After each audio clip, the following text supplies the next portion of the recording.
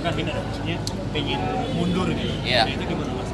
Kali Sebenarnya karena memerankan tokoh Habibie itu kan tidak mudah ya. Artinya orang akan dengan mudah untuk bisa mengcompare antara Eyang, figurnya yang sangat dikenal oleh publik, dan ketika saya memerankan tokoh ini. Tapi yang saya syukuri di Habibie Ainun 3 ini memang ada satu capaian baru yang membuat saya menjadi jauh lebih yakin lagi dari sebelumnya, karena make up prostetik yang memakan waktu 7 jam, 6 sampai 7 jam itu berjalan dengan menurut saya sangat efektif nih. Maksudnya make up-nya tuh bisa, saya aja kaget begitu jadi gitu, saya lihat wah ini sih serapan saya sama energinya tuh jauh lebih solid gitu untuk bisa memerankan tokoh Pak Habibie itu sendiri. Jadi buat saya sih nggak bisa dipungkiri bahwa di Habibie Ainun 3 memang make up prostetik itu ketika Pak Habibie tuanya itu works banget gitu.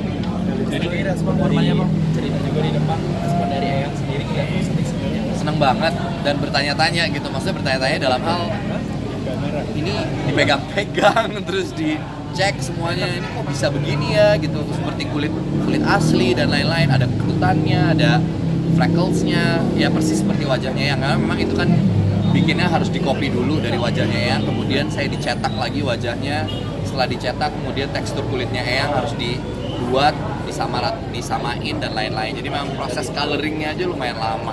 Bang Reza, di Indonesia kan panas banget, menggunakan makeup seperti itu jadi kesulitan tersendiri nggak sih? Kalau prostetiknya untuk Habibie Ainun 3 sebenarnya kalau kesulitan panas karena syutingnya memang temperatur udaranya juga harus sesuai. Jadi syuting itu harus dalam udara yang cukup dingin. Kalaupun di outdoor itu hanya bisa sebentar aja. Kalau nggak dia pasti mempengaruhi tekstur mukanya Pak Habibie lagi. Mukanya pada saat saya memerankan tokoh Habibie. Kak Reza, sedikit dong tentang peluncuran perangko Habibie Ainun seperti apa tanggapannya? Iya, alhamdulillah ya, maksudnya it's about time gitu. Akhirnya dirilis dan mudah-mudahan tahun depan akan rilis lagi mungkin 8 perangko yang berbeda ya, kalau nggak salah tadi Mas Tarek udah sampaikan. Mas kalau di sendiri kan ada AI juga Ya. ada via Iya, CGI.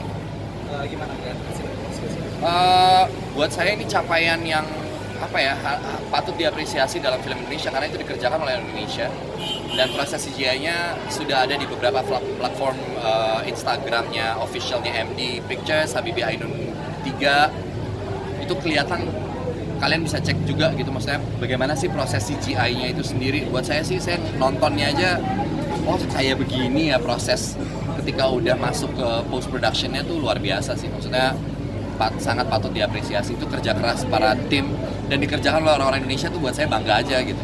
Mas ini kan Mas sudah terlibat dari 3 film Ya. Film sebelumnya, dari yang pertama di Habibie dan yang ketiga ini. Ya. Dari ketiga film ini value yang paling berat atau misal produksi yang paling berat yang Secara teknis saya harus akui yang paling berat itu yang ketiga, karena mungkin juga capaian yang diinginkan dari Habibie Ainun 3 ini cukup tinggi.